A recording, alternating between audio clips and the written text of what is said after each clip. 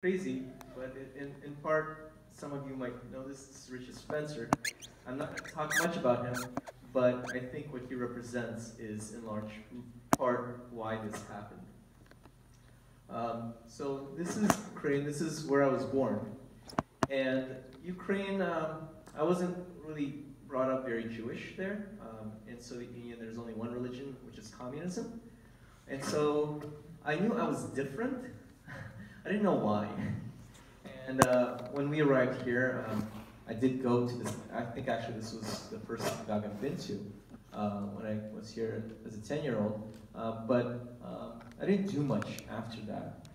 My parents were very busy providing a life for me, and so didn't have much time to go to synagogue and stuff. But I ended up going to Israel on a birthright trip, and it was an amazing experience, but I think I'm one of those progressive Jews who, it means I'm hated by everyone. But I saw this dynamic. This is a picture from inside of the Kotel, where women are segregated from men, and I saw this kind of like deep divisions inside of Israel. And studying at UCSD at the time, ancient Israel, I knew that's not going to end well, and it upset me a little bit. But a few years later, I went and hiked for my first time through Himalayas. I don't recommend doing a multi-day hike in Himalayas as your first time hiking experience. But upon my return, I was flying back, and I was watching a video on the flight about synagogues and how they were often built by non-Jews. And so I've been pretty into photography at this point, and I thought, well, why doesn't somebody travel around the world and photograph these synagogues? Why not be me? Sounds fun. So 2012, I got laid off from a job, and at the same time I was applying for a government job. So I had 6 months to kill. So I figured, why not pack up my things into a storage and travel around the world photographing Jews? Great idea, right? I had never worked this hard in my life. I generally had about a week in each country, sometimes less, which means that I would arrive into a place. I didn't have any plans. I didn't have a airline ticket until I was in Baton Rouge, halfway across the country.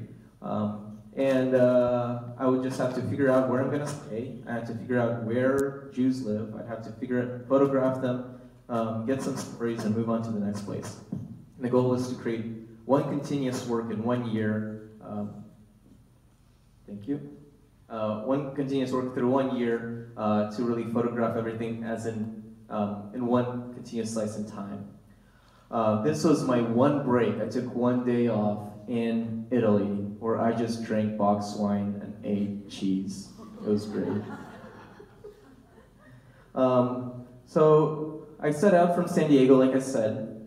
I got into this thing where you can drive people's cars across the country. And I left, I think, on June 1st. And on June 5th, I was in Houston. And this is very strange and kind of weird coincidence that happened to me during my time traveling, was my best friend from San Diego was in Houston on the same day for his grandfather's and mother's birthday. They don't generally go there. This was the 1 year they decided to go there for the birthdays, and I happened to be there at the same time.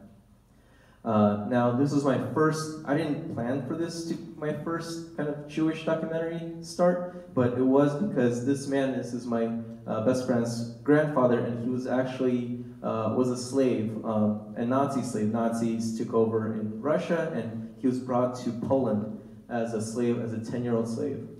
And he actually saw the liquidation of the Lodz ghetto, and the thing that saved him is lack of circumcision. His friend was killed. This is the story that he gave to me while I was there, and it kind of told me that this was going to be a very special trip. I arrived in New York, and this picture was taken in what used to be the Jewish tenements, now is the Chinese tenements, but Jews don't quite always leave. So this is a street fair festival on the same street where, on Eldridge Street, where one of the most beautiful synagogues in New York stands. And as you can see outside is people having fun with yarmulkes. Inside you go into the synagogue and there's old Jewish you can see the Torah Ark, and there's a lady doing origami. So I saw this interplay in New York already of different Jews and non-Jews kind of interacting with each other, which was going to be a huge theme as I traveled. I felt like I needed to get all sides of Judaism. I felt like one thing that was in Israel was people don't understand others. They don't understand other Jews, they don't understand other cultures, and they don't understand differences in religion. Now, Jews never just started killing each other like the 30 Years' War in Europe because, oh, you're Lutheran. But there is quite a bit of division and animosity, and I felt that if you understand the other person, who they are, walls start to break down and you lose that animosity. So this was a man that helped me out a lot at the Crown Heights. This is the Chabad headquarters. He's actually a convert to Judaism, and right after this, he actually went to Israel to find himself a wife. But was very kind to me. So thereafter, I flew to London. Never been to London before. I only had a couple days in London. And my style was just walk. My style is always arrive in the city and just walk and see what happens. I didn't plan to meet with any dignitaries, with any people who represent the Jewish diaspora. I just figured something's going to happen. I'm going to find a story. And a story happened when I ran into this man on the street. And I said, hey, is there a synagogue near you? He said, who are you? I said, I travel, I take photographs. He said, where are you going for Shabbat? I said, I don't know. He said, you're coming to my house. So this man, he runs a Jewish Center for Jewish Life. And I come over to his house. There's a French businessman, a Russian Jewish lawyer, an Israeli supermodel, right? So kind of all sorts of people at this table. I'd go to shake his wife's hand, and that's when I learned that Orthodox Jewish women do not shake hands. After which, shaking women's hands in synagogues is very strange. Do I not? You never know. So after this beautiful Shabbat, was my first kind of real start to understanding the point of Jewish laws. Previously, I thought religion was dumb, and then all of a sudden, I started to realize that there's something about these rituals. There's something about these symbols that we have that are ancient, that are part of our culture, that are part of our heritage. Every culture has some kind of symbols and rituals, and this is ours, and I didn't have them because of where I grew up. So these are menorahs being sold in Krakow, and these are a couple of Shabbat candles at a Galician museum in Krakow as well. So I started to understand these symbolic things that really connect you to your culture and people across space and time, because I would see this everywhere. This is a Havdalah ceremony and a Shabbat in Odessa. So these mystical things that, you know things kind of very, there's Shabbat, there's Hanukkah, there's stuff, but when you start to kind of get into it, especially the way I did, you start to realize just the deep, deep layers of this ancient religion and culture. This is literally thousands of years of different customs, traditions that are in there, and you can dive as deep as you want to, and there's so much history there. So after London, I went to Ukraine, so this is a city, street from my town. Now, what I didn't know, I lived there for 10 years, but what I didn't know was that this town, prior to 1941, was actually a Jewish town, majority Jewish, 50,000 people, over 50 synagogues. It was actually created as a Jewish town by the Poles in order to control Carpathian region. So when the Poles invaded, they were conquering Ukrainians. They didn't want Ukrainians to necessarily have very good education because, well, what happens with education? You want power, right? So here are these Jews who are being driven out of Germany. Come to Poland. Why don't you administer things, right? They have the education. So all of a sudden, Jews are, in a very Machiavellian way, used as a wedge between Poles and Ukrainians. So what happens later? So this is actually a mass grave from my town. All of the Jews were killed, right before the Jews were killed, actually, all the Poles were killed by the Russians when they took over. And then a day before Nazis arrived, and then after the Nazis arrived, actually, they put all the Jews in the ghetto, areas where I lived, where our family and friends lived. I had no idea, and then walked here. I used to ride my bike here. I had an amazing childhood where I could just ride my bike all around town without supervision, and I had no idea that this was my playground, where so many people perished. So what I realized was that, friends, we've had wars with Mexico, right? We are friends with Mexico. Friends and enemies, you're not really friends with someone until you've had a really big fight with them.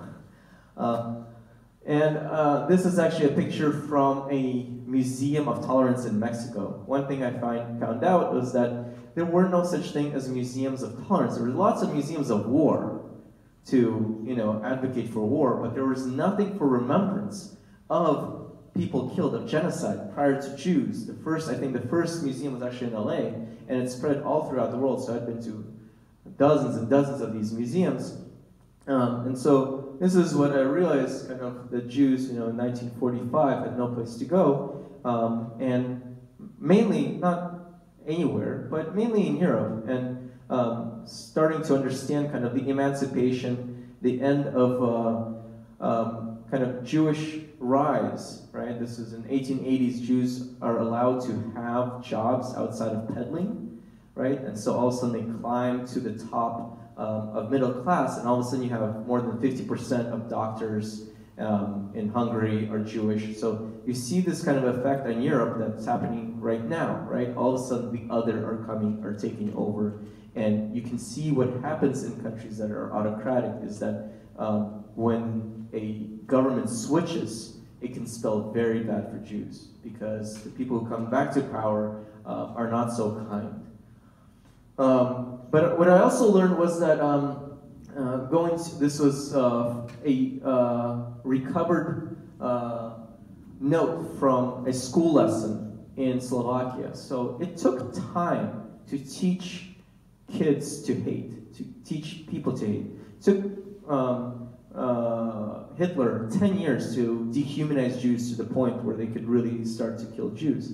So it's not something that comes naturally, but it can happen, but it's not necessarily easy in some areas. But of course there's also friends, right? I feel like one thing that I realize is that Jews survived for 2,000 years around the world, not because there's anti-Semitism everywhere, but because actually most people are generally kind. And yes, anti-Semitism happens, and it's horrible, but Jews would not be alive today if people did not allow Jews to come into their country, have jobs, survive, right, and often protect them. Few people know that Albania, a Muslim country, protected Jews. Egypt helped Jews. Morocco helped Jews during the war. Turkey took in huge amounts of Jews. So we have to remember that we have a lot more allies, and not to isolate them, right? There's always a possibility of rebirth. So this was actually a synagogue in the middle of Berlin, so it survived, this gorgeous synagogue. The back of it is destroyed, but the front kind of told me, and Germany is actually the highest growing Jewish population in Europe.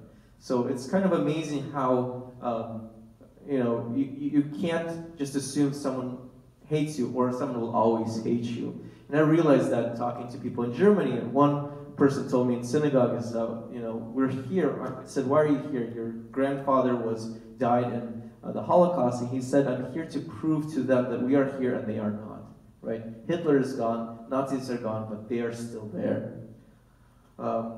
But it's not always nice, it's not always peaceful. This is all the evidence that they have right now that people are not looking at in Argentina, the Anya bombing, where over 100 people died, Jews, non-Jews. But Argentina is said to be collaborating with Iran, and so recent prosecutor was actually killed who had some information on this case. So the fight never ends. There's never going to be a time without anti-Semitism. It's foolish to kind of be angry that it still exists. It's always going to exist. The goal is to find allies and not give up.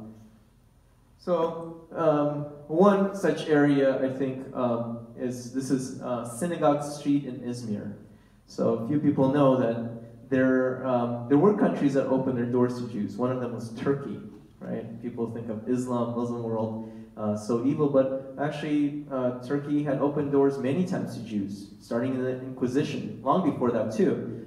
There's actually a beautiful Chesme over there. There's beautiful Greek-Roman city, Ephesus, and there's a beautiful library there, which has helped donations from the Jewish community helped resurrect it. But there's also a little inscription of a little menorah on the bottom from olden times. So Jews have been there for a long time, and all the locals know the synagogue street, right in the middle of the market, the bazaar, where there were dozens of synagogues. Most of the Jews have left from that area, have gone to Israel. But I actually noticed that a lot of the friendlier places to Jews is where Jews left most. Strange. Sometimes Jews just refuse to leave from a place where there's more anti-Semitism.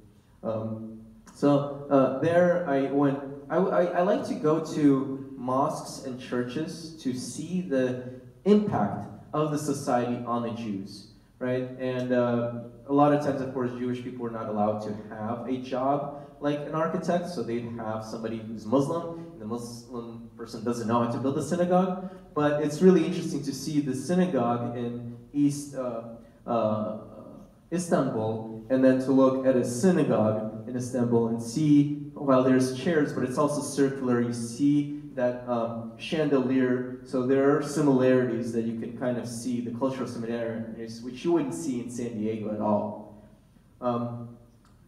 This is another example of a synagogue in Norway, which you can see very like direct Scandinavian influence. So very drastically different, two synagogues from two parts of the world. So you can see this kind of globalization that is within the Jewish people to still have their synagogue, but let the culture around them to influence them.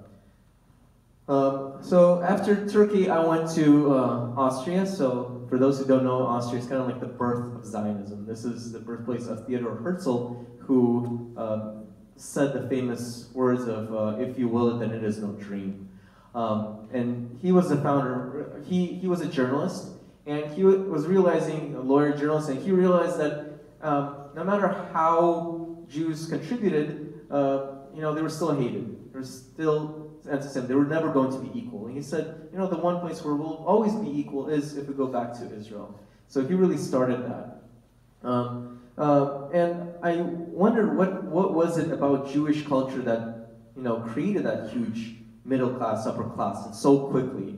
And I came to the realization when I was in Vienna. I almost left when I came across these two boys who were clearly religious. I wanted to take an interview with them, a video. They said, let's go to our yeshiva. Yeshiva is a place where Jewish kids usually go study after high school, before college, get really in-depth education in religious life, in religion, but life in general. And so I stayed there, ended up staying there for a night with these Orthodox, Litvak, Russian Jews in Vienna. And it was amazing to just sit and study with them and see how basically they were, it was almost like a legal class, right? They're 19 years old, and they're debating this old text. They're deciphering it, they're debating with the teacher, and I realized, one thing, this kind of explains the lawyers. The other part they explain is, imagine the world 200 years ago. Literacy is like barely 1%, 2%, right? And here you have this population that has 100% literacy. It doesn't matter how well you throw a stone, right, to be a man. What you have to do is to read. So clearly an advantage in a civilized world. So on the right is a school in India. So Jewish people live really well in India, and they built a whole bunch of schools. These days, most of the students there are lower income, which is like most of India, but lower income Indian kids, not Jewish. From early age, this is a picture of a Russian boy and woman, actually immigrants from Soviet Union in San Francisco at a synagogue there, learn their alphabet. So the thing that I always ask, I had this set questions when I would talk to people, when I would interview them, is, I would ask them what it's like to be a Jew here, tell me about this place, and then I would often ask, why are you living here? Especially with religious people. I understand, like me, I love Israel, but you know, for me, that pull, that they have to pray all the time. I want to go to Israel, right? Religious people, especially Orthodox, constantly are praying to go to Israel. Israel is so important. Why are you not there? And it was interesting to find out, you know, life happens. You have kids, you have grandkids, you're born in this place, you know, you have a job there. You know, they also know the language. They grew up there. Israel is a different country, different people, different way of life. A lot of Jews left Ukraine, went to Israel, and it just wasn't a place for them. They love Israel, it's their heritage, it's good to have it, but they felt Ukrainian. This was where their life was. So this is a picture in Berlin. Yuri, he created this store there, wants to go back to Israel, but he makes a living there. So he was able to make a living there, not in Israel. So he lives there. His kids go to school there. And you see that across the world, right? This is Ethiopia. So in Ethiopia, Jews went there before the collapse of the temple. They didn't have to, just traders traveled down, right? Jews got to Norway. Why can't they go north? Why can't they go south? These ones went south. And at some point they felt at home, but many started to leave for Israel.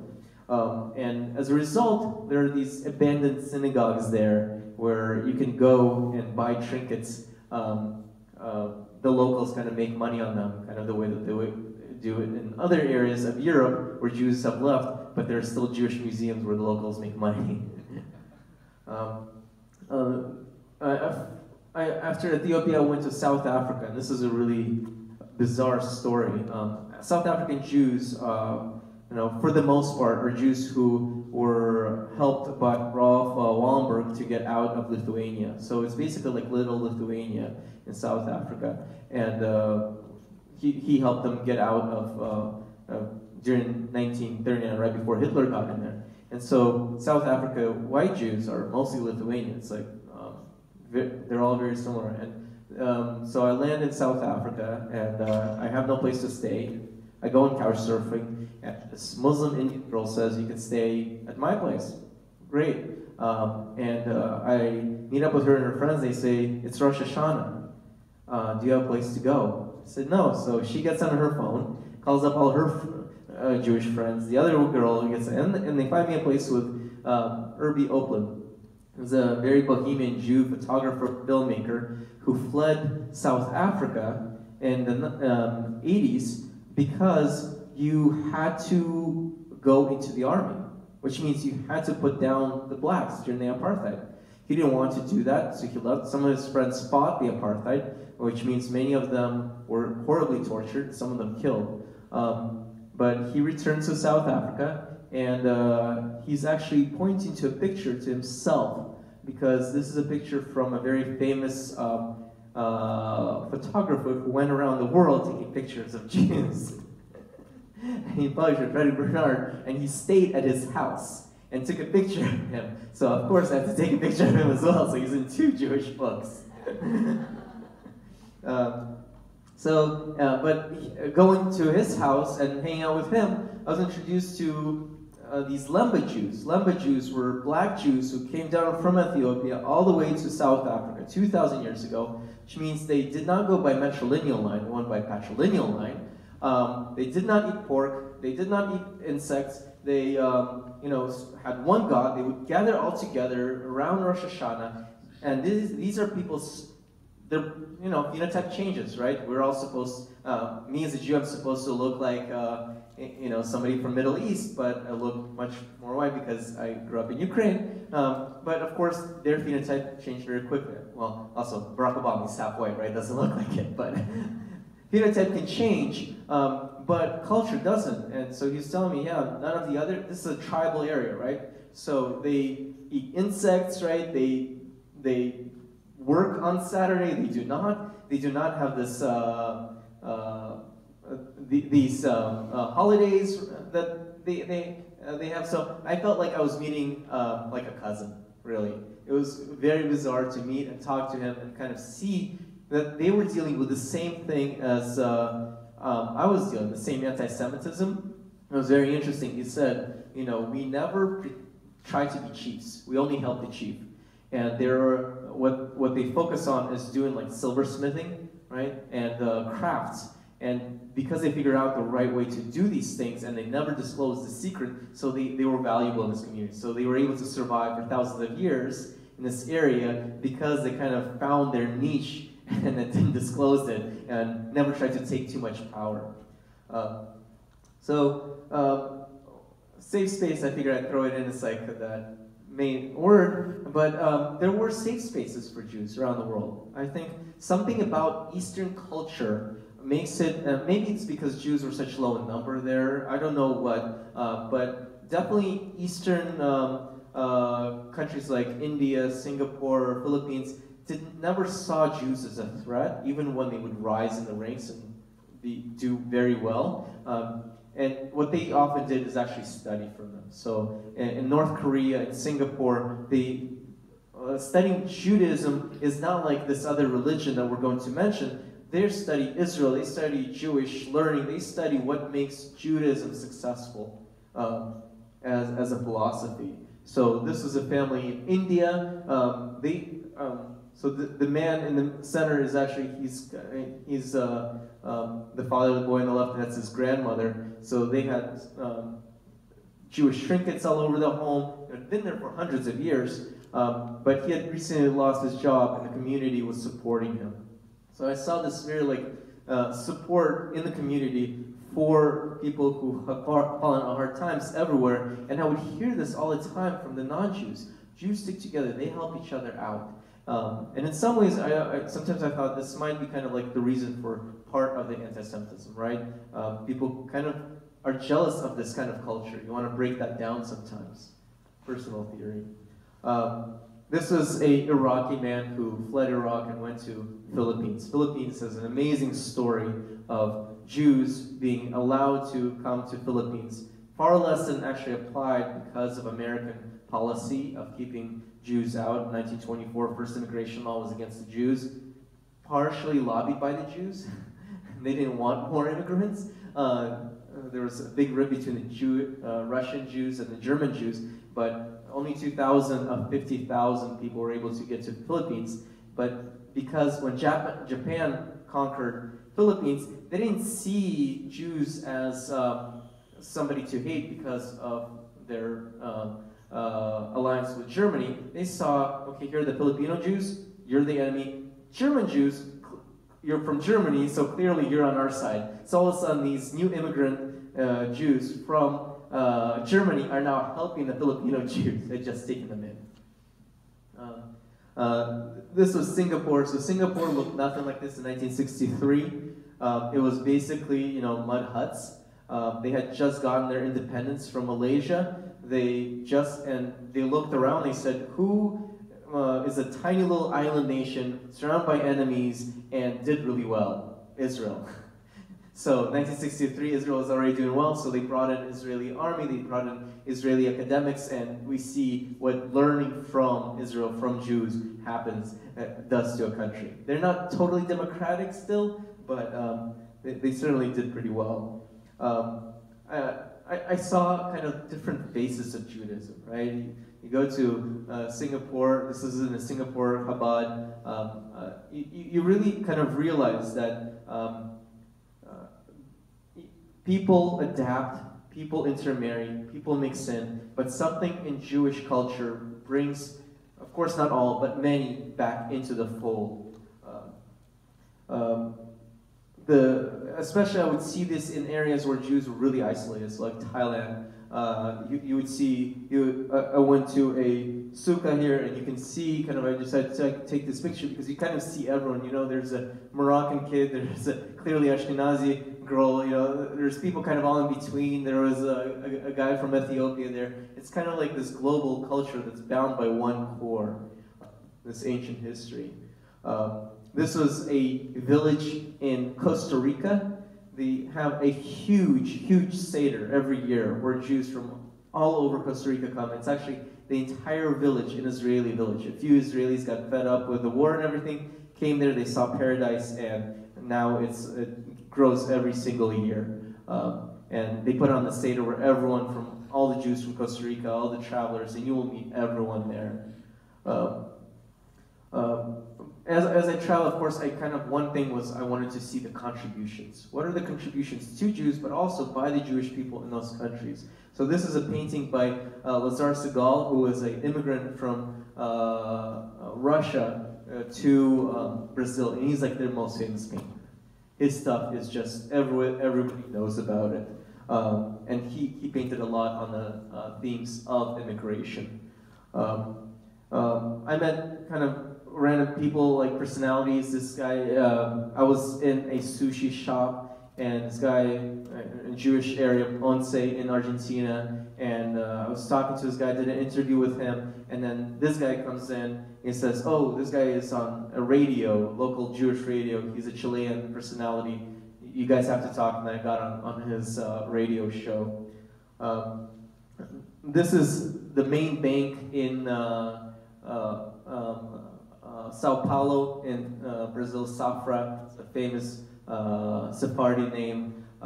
They pretty much built everything in Sao Paulo. A huge influence on that city. This is in Trotsky's grave in Mexico City. Diego Rivera is said to be Jewish, so a lot of kind of influence from the, like, you could find a little bit of Jewish history every place you go, and that's just by walking around. This is a kosher pizza shop in Sao Paulo. Few people know Sao Paulo is crazy about pizza. They say they have the best pizza in the world. Like, they're strange, and of course the Jews open up kosher pizza, and it's flocked. You know, on a Saturday night right after Shabbat, it's just packed because all the Jews now are allowed to go and spend money, and this is a very religious area, so they wait for that time, and everything's just packed on a Saturday night. This is a community in a Converso community in Medellin. Medellin supposedly has a huge percentage of Jewish blood in it. You have to remember, so looking at Latin America, so Latin America is populated after 1400s, right? This is a great time for Spain, right? They're doing great. Who's going to leave Spain for this continent, unconquered continent, where there's horrible diseases, right? You have to fight all these tribes. Probably not the Spaniards, probably the Jews. So a lot of America, not necessarily conquistadors, but the Converso Jews who were trying to survive during the Inquisition, a lot of them came there. And a lot of them started to return to their Jewish roots. So a lot of them were Moranos, so they would practice in secret. A lot of them were Conversos who would find out, and so they were having a revival. Of course, they have their own synagogue, and then the Jewish Jews who came there during the World War II have their own synagogue. And then a lot of stuff what I saw is coexistence. I mentioned this before, is that Jews kind of have this ability to be okay with whatever you want. So this is a gay, one of the first gay synagogues, and right next in San Francisco, right next to the mission, the California mission in San Francisco. So after coming to San Diego, I realized this was taken here. And San Diego is a unique community. Kind of Jews kind of hop around. They feel very free. So my next projects are going to be, I'm going to come through. So this was the entire world, right? I traveled around the world, came back here and published a book. And now I want to do a book about San Diego Jews, American Jews. I'm working on anti-BDS, as was mentioned before, taking some videos of Holocaust survivors. So the work continues. To kind of finish up, this is Paul Gottfried. He was the mentor of that very first slide, right? Richard. So a Jew, right? He felt dissed by the Jewish community. Jews don't have anyone else to accept us, right? As Jews, you know, if you're American and Americans say you're not American, that's an insult, right? It goes deep, and so not good things can happen from that. So that's my kind of thing, is, you know, love each other, you know, respect each other, and that was the goal of the book. Thank you.